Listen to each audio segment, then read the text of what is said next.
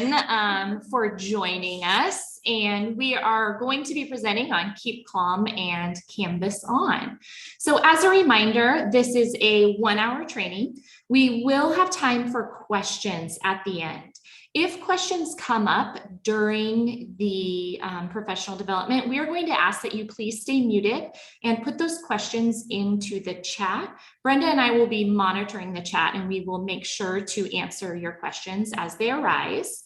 And we're going to ask also that you allow for 48 hours for this recording of the session to be posted on the professional development Canva guide that everyone has access to.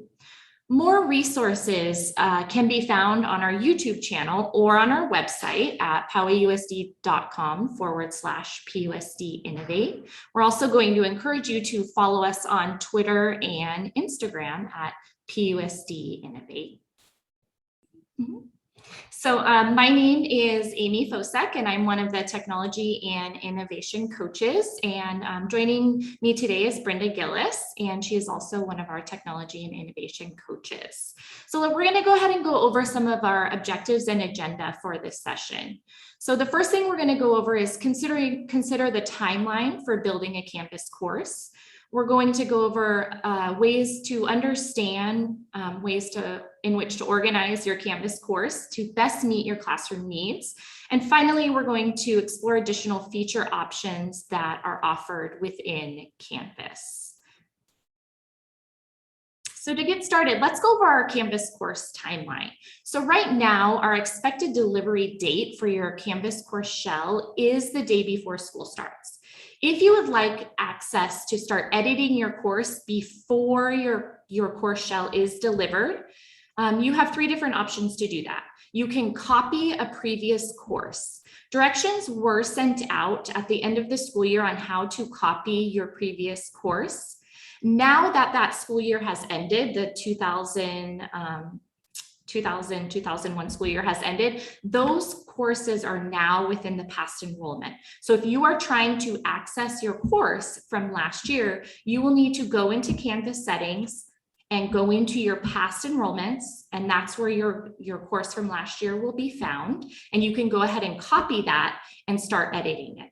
You can also import a template, or you can just start from scratch. So say you said, okay, I really want to just redo my landing page, restart everything. You can also start from scratch. Once those course shells are delivered, you can copy any content that you have built and worked on into that district delivered course shell. You'll notice that on this slide, we have linked directions to how to copy a previous course, how to import a template, and how to start from scratch. So those resources are all available to you. Next, we're going to dive into making Canvas work for you. So what are those different feature options that will help you utilize Canvas to best fit your classroom and your student needs? And I just want to add one thing on here. The reason that you want to import or copy your content into that district delivered course shell is because the course shell that we deliver to you from the district the day before school starts is going to have all of your 21-22 students and families enrolled in that course shell. So all of that course shell comes with no content in it, but with all of your students preloaded into it. And then the district maintains that rostering and enrollment. And then you just copy all of your content into that one. So, and again, all of those resources are linked there and also in the Canvas Adventure course. Yes. All right. This slide is different Canvas resources that we will be going over today throughout this presentation. So if we talk about something, let's say Canvas Studio, and this is something that is new to you that you haven't used before, we're just highlighting features and things you can do within it. If you wanted to take a deeper dive, you can go ahead and click on the link that we have provided, and it will take you through step by step how to utilize this feature within Canvas. So some of the ones I'll go ahead and highlight is we have self-paced modules, how to build those out, how to filter by grading periods, and then different submission types within Canvas. Now, this is not your only Canvas resource. All of you hopefully are familiar with your Canvas Adventure course that you are all enrolled in. This is a living and breathing Canvas course. So as new features are released within Canvas, we go ahead and put those on that Canvas Adventure course, walk you through professional development on how to utilize those new resources and features. So Brenda's going to go ahead and pull up that Canvas Adventure course so you can see it. So here it is. If you scroll down, you will see the different pathways, and you'll see whenever something is updated, we go ahead and try to make that stand out so you can see, here are the updates and the new features within Canvas. Great, thanks, Amy.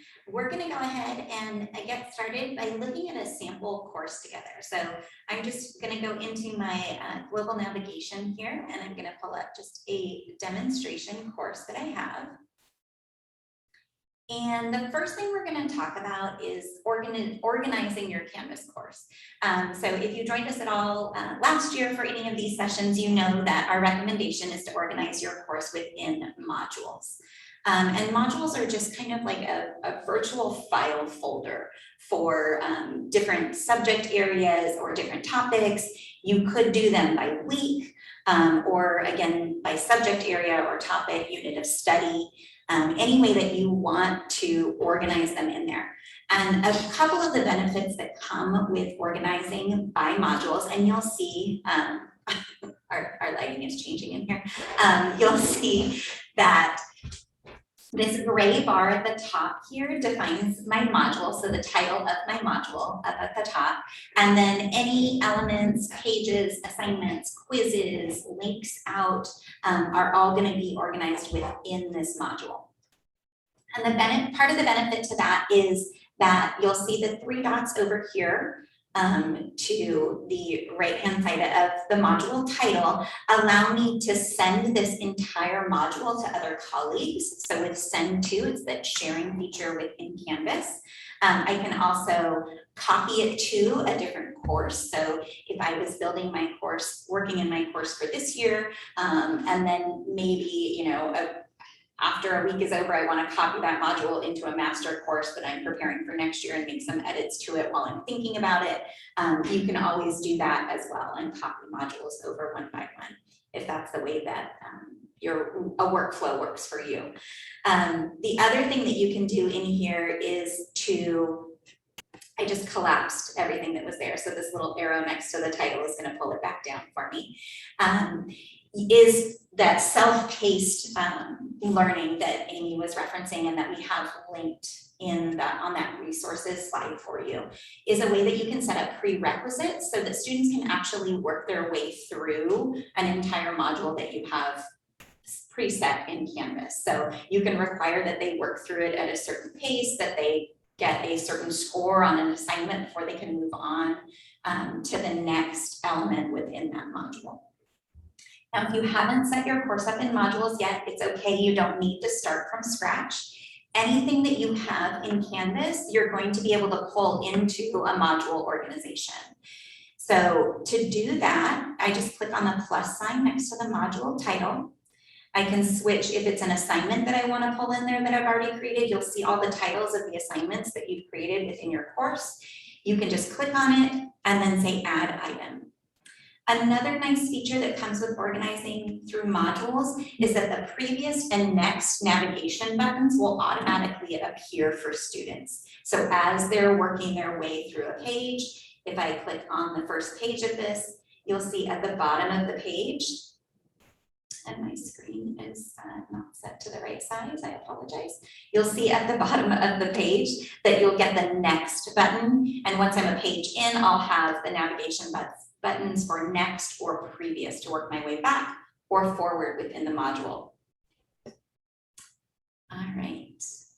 Another thing with modules is that you can easily organize the sequence of events. So let's say I decided that the discussion needed to take place sooner. I can just click and drag.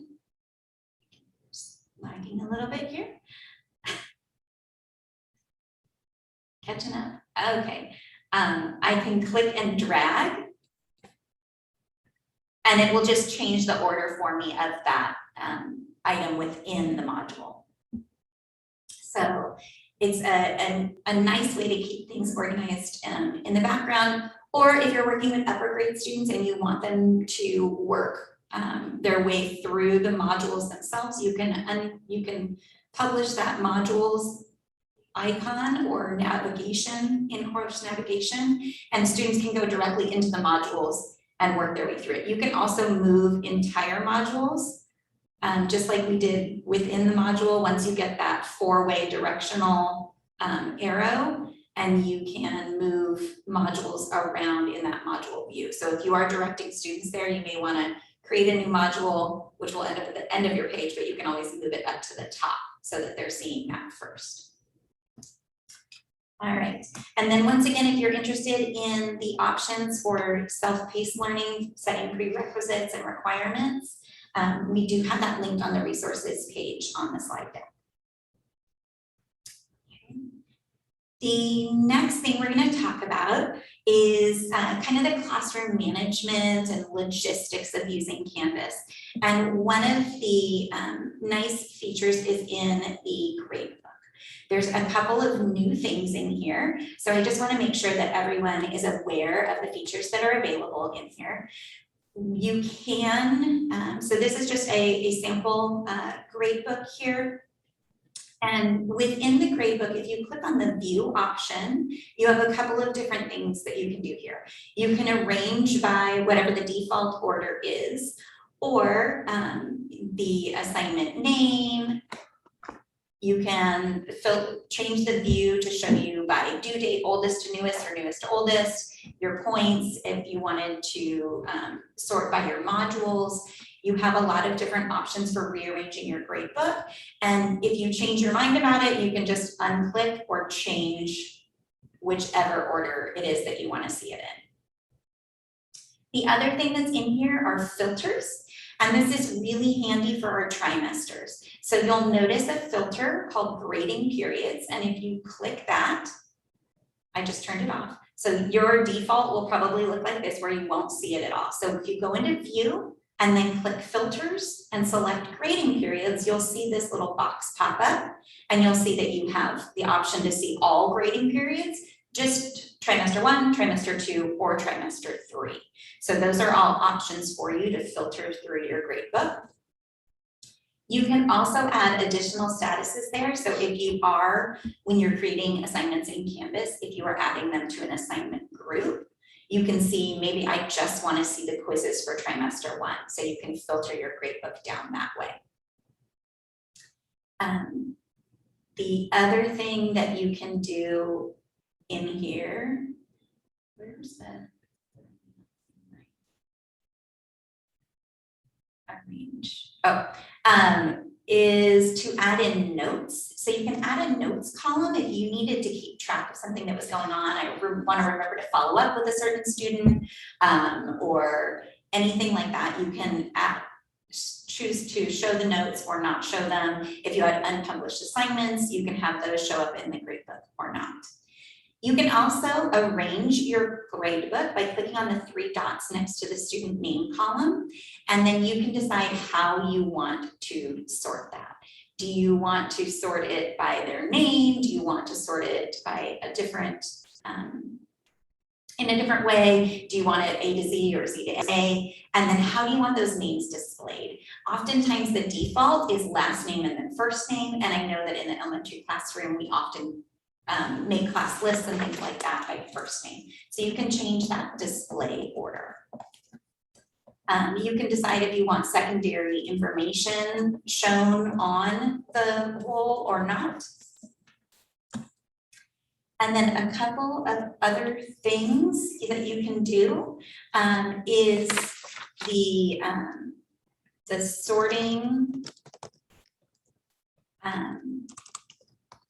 within your assignments. You can sort by grade, or you can, I'm going to go back and show a little bit more in here so that I have some data to work with here. So I just switched back to all grading periods. Sorry, Amy, I think you had. Yes. something? Might you show how you can show status by missing assignments? So how to sort the gradebook to show that so students pop up who are missing assignments. Okay, so if I go into view and I click on statuses, I can work with, and you can arrange this however you want. You can't change what it says. The options are just late, missing, resubmitted, dropped, or excused. You can change the colors and everything in there if you want to, if you're not happy with that. And then you can mark students that way. And then you can, I'm not sure I'm seeing that option. I know that it's in here. Amy's gonna work on that, we'll come back to it. Okay, the other thing that you can do in here is you can set a default grade, and that's part of why they call it Speedgrader. So I can set a default grade for my students, so if everyone I'm anticipating or in my observation walking around the classroom, I'm seeing that everyone is, or almost everyone, is completing all of their work and I wanna make it quickly to go through, I can just set a default grade. So that is the 3 dots next to the assignment title. And then you're just going to select set default grade. You're going to enter in what you want that default grade to be. If you've entered in other student grades already, you can decide if you want to overwrite the grades you've already entered or not. If you've already entered a few grades there and maybe they weren't the full points or something like that, you can leave that box unchecked. And it will leave any existing grades already there and then just fill in the ones that don't yet have a grade. The other thing that we wanted to show you in Speedgrader, a couple of new features. So one of the, before I get to that, one of the other things in here is this message students who. And if you haven't seen this, this is a really handy feature. If I click on that for the assignment, I can message students, and this is a message within their Canvas inbox. So the email feature within Canvas. So we'll talk a little bit more about that in just a minute. You can message students who haven't submitted assignments yet. So if you're getting to a due date, or maybe you're a day past a due date, hey, I'm still missing this from you, you can send them a quick message. Or if you haven't graded it yet, you can also go to a scored less than or a scored more than. You can certainly send messages to those groups of students, and you'll see that you have the option to include observers, which would be anyone in that parent role within Canvas. Anyone with Ed Rights and Synergy would be considered an observer within Canvas. Or you can also include observers and then remove the students. So that message is only going to the parent. I personally like using the scored less than or scored more than feature on an assignment if it's something I'm using as a check-in. So if I'm kind of doing this as like an exit ticket or a check-in for comprehension on a specific topic, and I want to know really quickly which students were struggling with that, I can just use this as a grouping feature for myself and not actually send the message. But that's a pretty quick way to just, oh, here's this group of kids that I want to make sure that I pull tomorrow to go over this feature again, or this content area again, and make sure that they're understanding it. Or with the scored more than, it may be that group of kids that you're like, okay, these are the kids who are really ready to move on to that next step, or that next level, or that deeper level of thinking with this concept. And then just a quick glimpse for you. Okay. So the other thing I can do in here is go into my assignment. So just clicking on the title of the assignment. And then I can enter Speedgrader. And if I go into Speedgrader here, you'll see, oh, there we go. Okay. So what I can do is add comments in here. I can record media comments. So there's a media recorder built into Canvas. So I can actually record a video feedback to the student. I can add attachments here. So maybe it's something the student, a concept the student wasn't understanding, and I have some information in file format or that I want to add on for that student. Or I can do a voice to text here. So if I'm, kind of busy, or it's easier for me to just speak my comments back to the student rather than typing them in, you can use that voice to text. There's also a resubmission feature, and I apologize that I keep picking sample assignments that are external tool features here. But when you add in a new comment,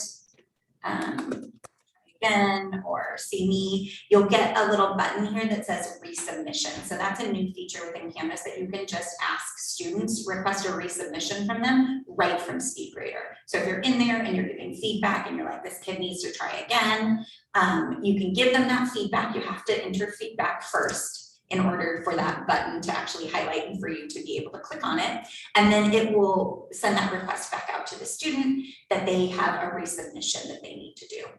The other thing that's new in here is you'll see this little kind of speech bubble right above the comment window. And this is a new comment library within Canvas. So you can create your own comment library. Great work, your attention detail is wonderful. Remembering, not a great example here from me, but remembering very specific detailed feedback is really going to help your students. So you can add that in there, and then the next time they go in, I can just click on that comment library and pull that comment in again. So you know that if you're working on a writing concept and a lot of students maybe are struggling with their topic sentences, there may be specific feedback that you're kind of using for a lot of students, so you don't have to retype it or re-speak it every time, but that you can just go into that comment library and click on that comment and pull it in. And then it also has this option to show suggestions while you're typing your comments. So you can add that in there as well. And then just submit your comments to the student. All right. I think that was everything in Speedgrader. Amy, I'm missing. The message students who. We did talk about that out of the Gradebook, the message students who feature. Did we have it? Okay. Yes, so just going back to the question about, is there a way to show missing assignments? So Brenda went over, of course, the message students who within the Gradebook, so you can message students who are missing the assignment, let's say. Also, when you are in your Gradebook, as Brenda showed you kind of the tabs before, if you are in the exact assignment, so if you went in the trial Google assignment and selected the 3 dots, that would be your way of sorting by students who are missing work, who have late work per assignment. All right, thank you, Amy. Awesome.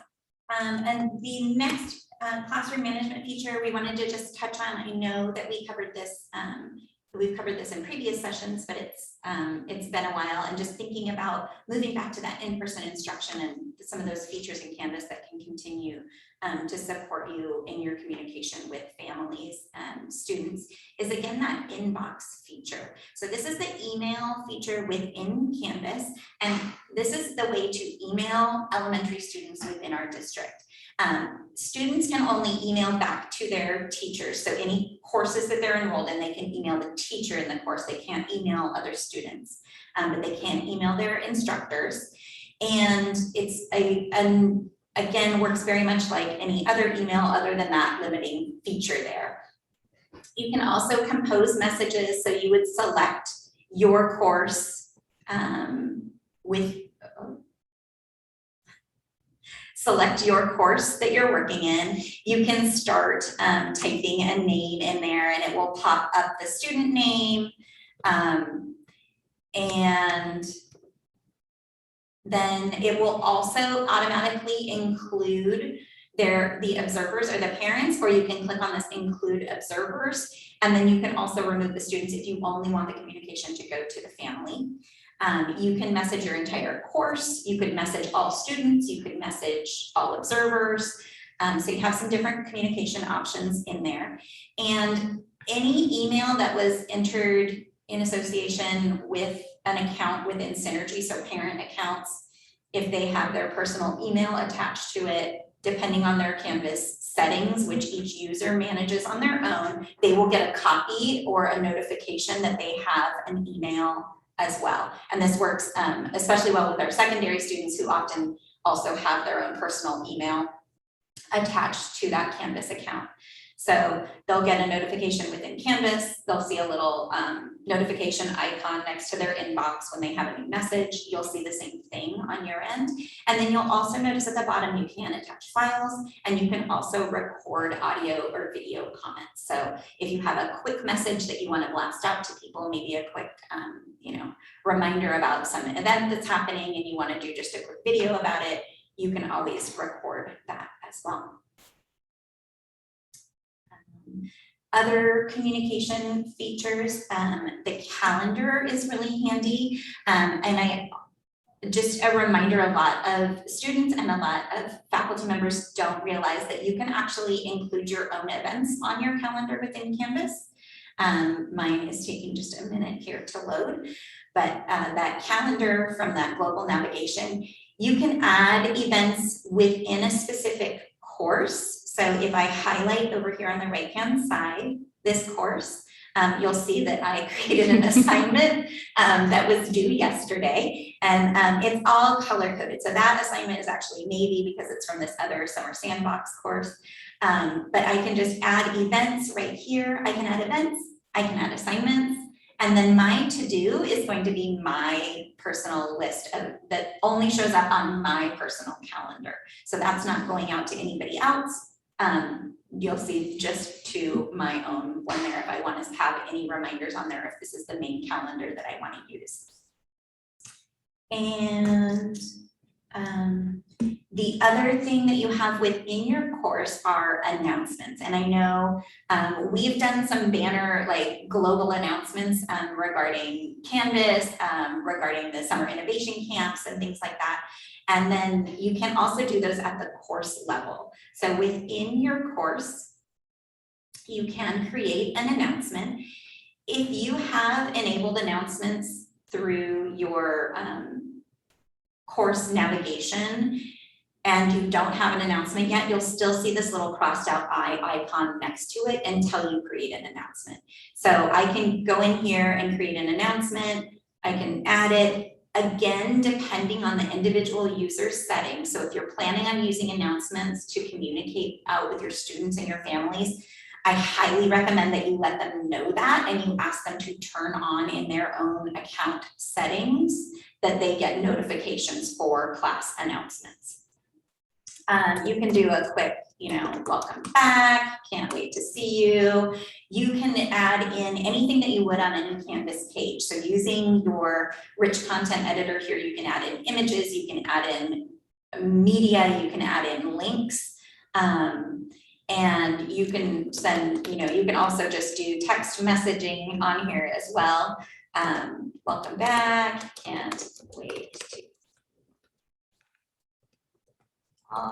whatever you want to say.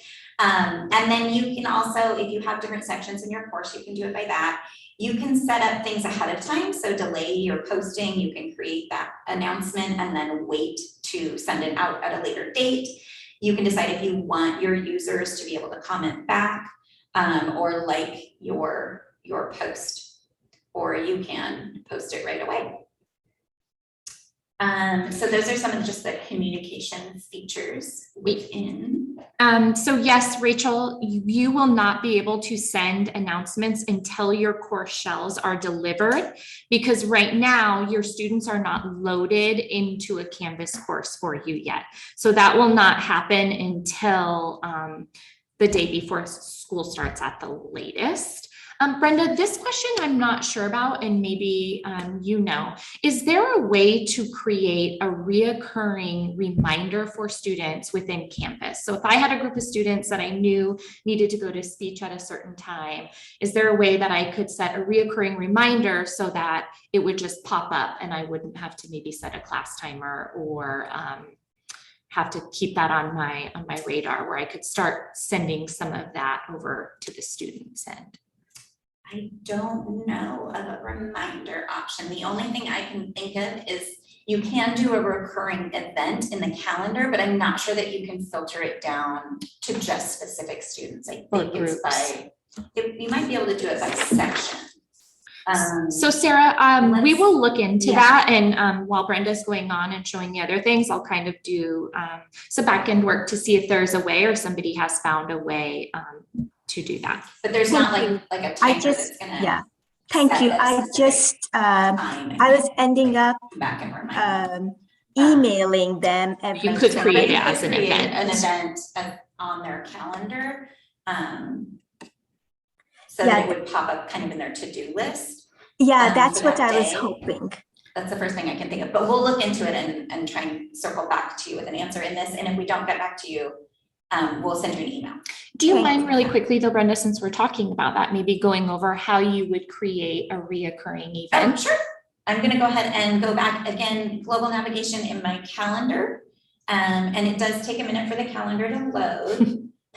So we'll be patient with that for just a moment.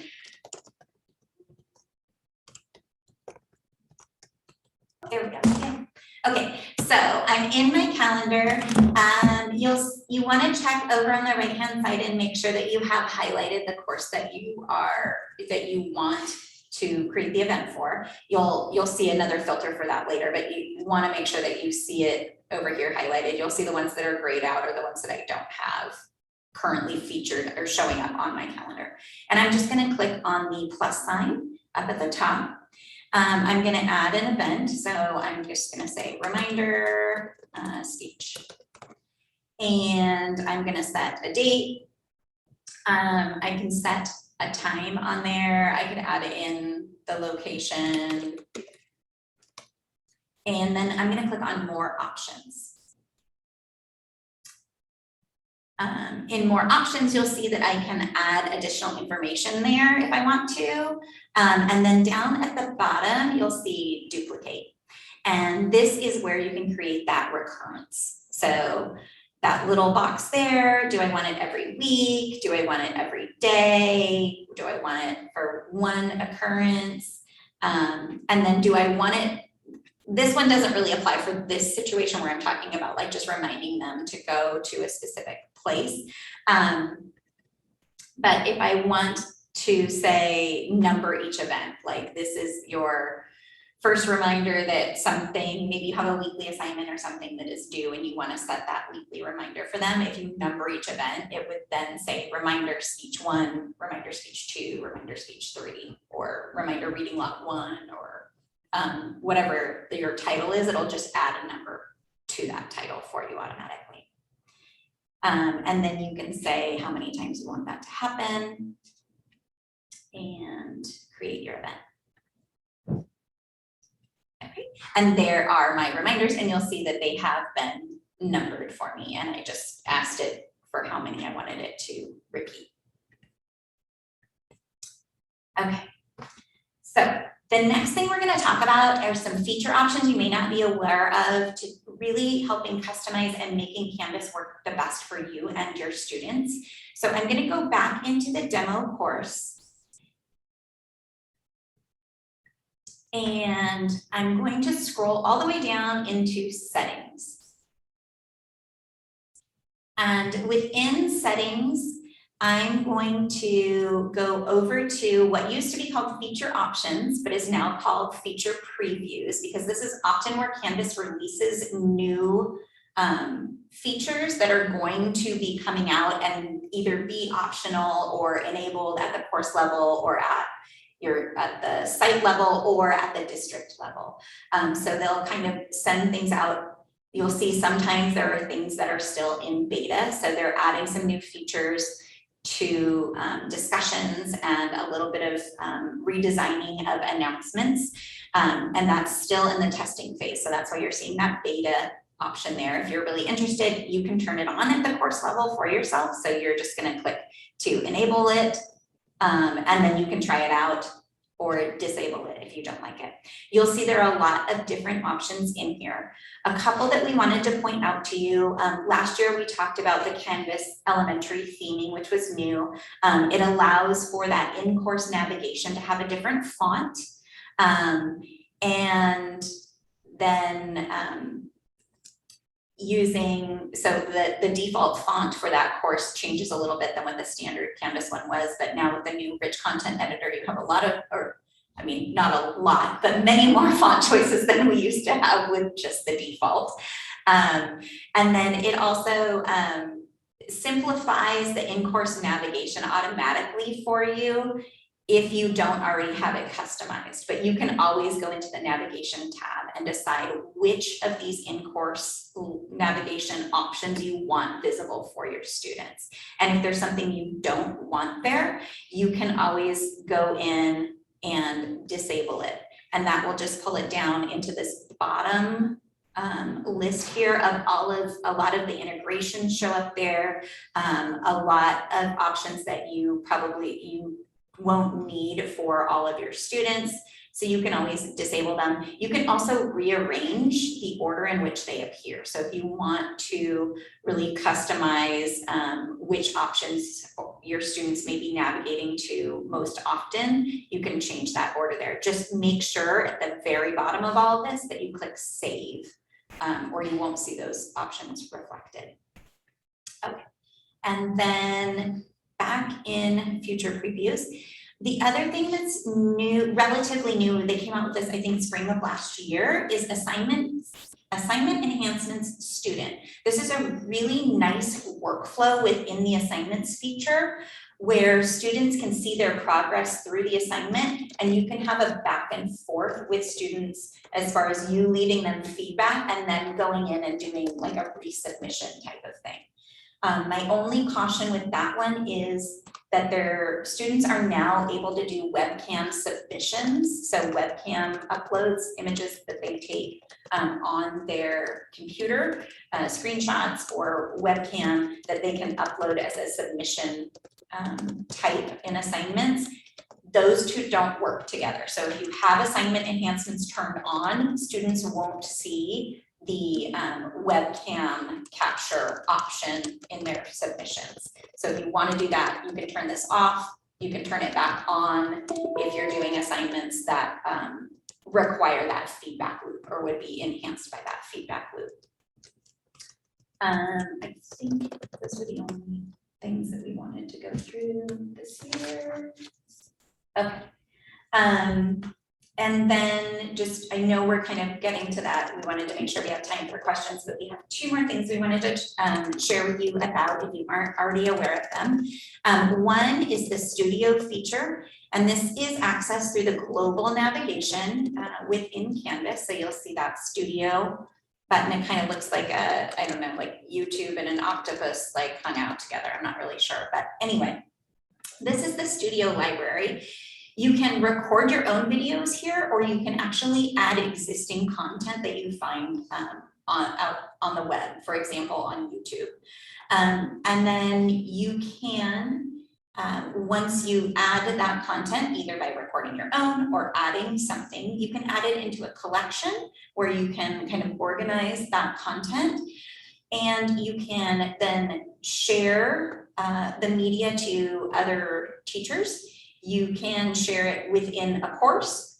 You can also annotate on the video or create a quiz. And the really neat thing about the quizzes is that you're actually inserting a question at a specific point within a video. So if you want to check for understanding, you can go into it, this pinpoint where you want that question to be, and then the students answer it, and then they continue watching the video. And there's some great data that comes back with that as a teacher if you're looking at that, and you can create that as an assignment within Canvas so that they would go in and take that video quiz, or you can just share a video. So this is an easy way to share YouTube content on Canvas with our students and be able to get some feedback from them on their understanding as well. Amy, I know you've worked a lot in studio. Is there anything that you want to add or share? I think you kind of went over all of the main features of it. I think one of the benefits, again, as you mentioned, was being able to check for students' understanding while they are watching some sort of, educational video, or if you're utilizing it for flipped instruction, you can also put those check for understandings within your flipped instruction lesson. Another benefit, as she mentioned, is that if you create your studio collection, you can share that with other members of your team. So that again is another benefit. As you know, at the elementary level, YouTube is restricted. So it is going to be critical that every YouTube video that you'd like to have your students access, that you do go through Canvas Studio and not ever other third-party resources that may be out there. And then we did have a question on this about the quiz information that comes back. It's not an actual like spreadsheet that you would print out, but it is, I believe there's like a graph that pops up and will give you statistics on the quiz. So right in that teacher view underneath the studio video, it will give you the data on the quiz. And then I see a couple. The quiz is actually embedded within the video. So let me see if I can, I'm trying to think of one that I have on here. Let me pop this one up so you can see it. So as a student is watching, so you'll see, this is where you would see your data is in Insights. So it gives you information about the viewers and where they are within it. I'm not seeing a question on this one, even though it said it was a quiz. So I'm gonna go back to my library. Okay, I know there's one in here. I won't look at this one. And you can decide if you want the kids to actually see where the questions are or not in your settings. But it'll pop up like a little bar, the kids play through it, it'll stop it and ask them a question. And then once they answer the question, it'll continue playing the video. And you can put, I don't think there's a limit on how many questions. I haven't seen one. I don't know how many questions you would want to ask during like a video clip anyway, but I don't think that there is a limit on them. The last thing that we want to get to before we open it up for more questions, and I did see, I think Rachel had a couple more on Studio, but I want to make sure that we get to those as well, is integrations within Canvas. I do have really good news for elementary teachers. The benchmark universe integration within Canvas has gone through an upgrade over the summer, and you can now use Canvas assignments to assign benchmark work, and there is Gradebook passback. So it will automatically grade assignments for you and pull those grades into the Canvas Gradebook. And we do have a video and a step-by-step guide with screenshots on it to walk you through the steps of how to do that. We're in a place right now where we don't actually have, they're re-rostering all of Benchmark right now, so I can't show it to you live, but that video is on there and walks you through the steps of how to create that assignment in Benchmark. But the integrations within Canvas just keep improving. We know that they're not all as seamless as we might want them to be, but they are improving. And we just wanted to let you know that within that Canvas Adventure course, if you are curious about the integrations within Canvas, we did just include an updated page here that has just a grid of the programs, how the integration is set up. So you'll notice that most of them are set for you at the district level, so they would be available to you. But that there are a few, for example, Flipgrid, that are set at the course level by the teacher. So that means if you want that integration within Canvas, you're going to need to set it up yourself. We've linked the directions there for you. We've provided information on where you can get additional resources for those integrations, as well as support. Please know that we are here to help you, and we want to be able to answer your questions. And some of those questions that, because it's in Canvas, seem like they might be a Canvas question, but they're actually a benchmark universe question or something like that. We can help you figure that out, but we also provided links to the benchmark help center, for example, if you want to contact them directly for any issues, as well as different guides that the different vendors have out and available for you to help answer those questions. All right, I think we have covered everything that we had on our agenda, so I'm going to take a look at the chat, and I know Amy has been as well, and we will hang out here for the next 10 or so minutes to hopefully answer your questions. Thank you again for joining us today. We hope you're still enjoying your summer, and feel free to reach out to us, email us at edtech@powayusd.com, and we are happy to answer questions and keep working with you to find solutions to anything that you may be running into, or questions you have, or ideas you want to try out.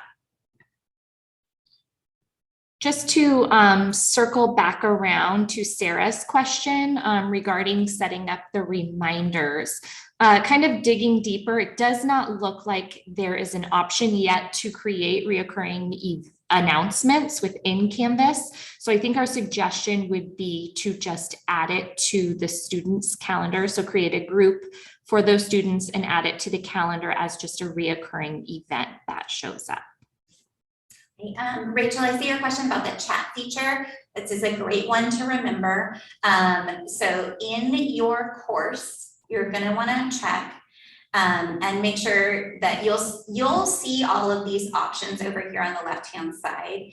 But in your settings within your course, and then on the navigation tab, you're going to want to make sure that the chat option, and there it is, that the chat option is in the disabled section.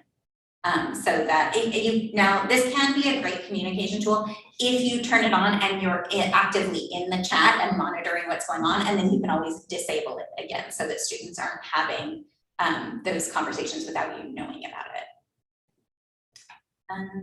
Let's see, did I import my cover page or design it? I'm not sure. I think your template that you're showing.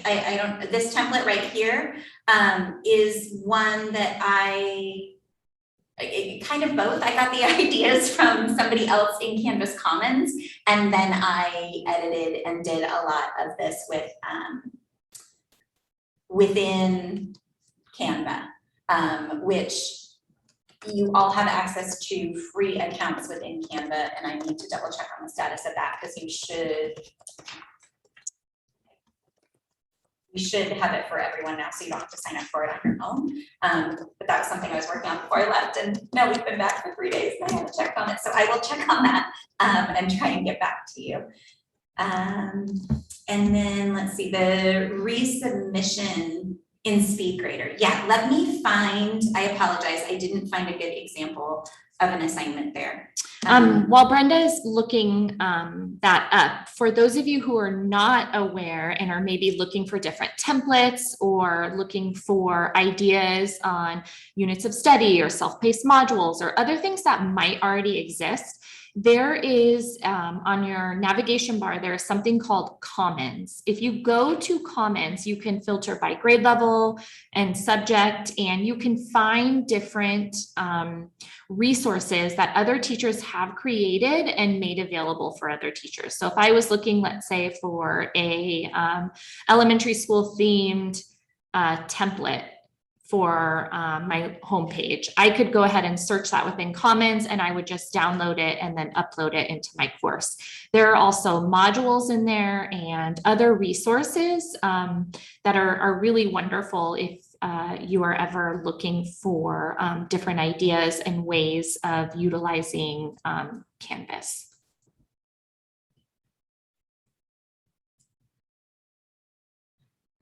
Still looking for.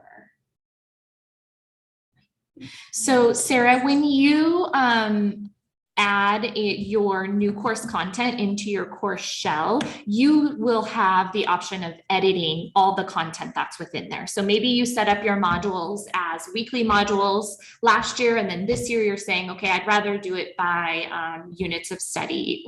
You can go ahead and edit those once it's opened, or once you have even copied your course shell before the district has sent out your shell for the year.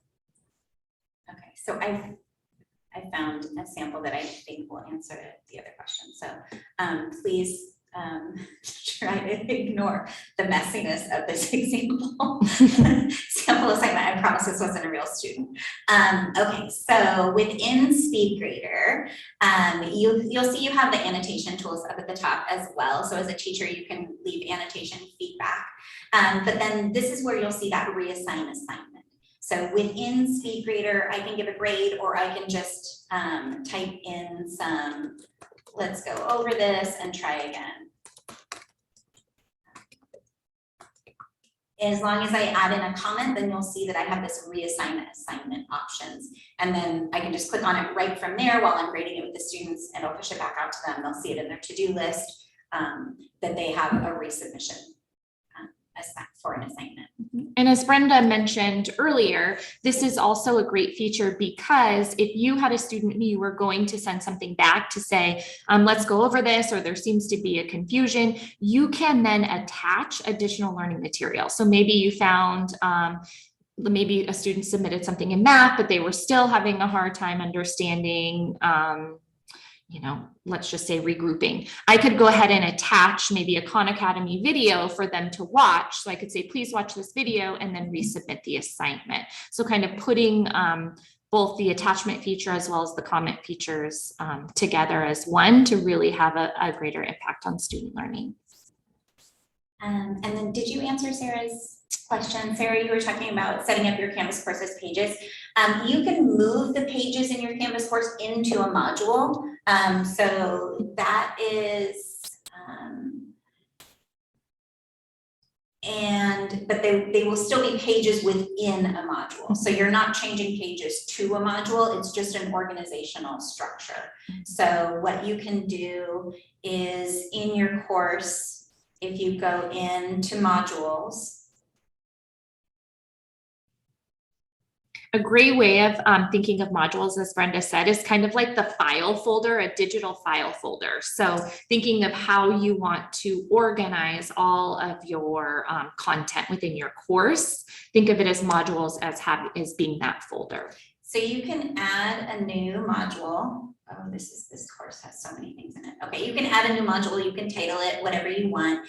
And then what you're going to do is just click on the plus sign and switch this drop-down menu to pages or page, and then you'll see all the pages that you already have in that course. So you can click on any of those pages and then just say add item, and it'll pull that page into a module for you. So if you want to organize things, and then you can rearrange that so that maybe that's in my home module and I have this home page that I want to use, and then you can add in other things within that so that you'll get that navigation for users, for students, and then it's also organized for you in the background as well.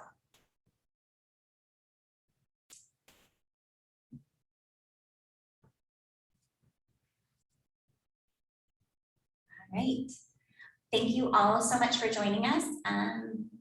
If you have any additional questions, again, please feel free to email us at edtech@poway.usd, and we're happy to, oops, sorry, I just direct messaged somebody and didn't even send it to everyone. Oops. Yes, I put the email in. Oh, great, Amy just sent it in there.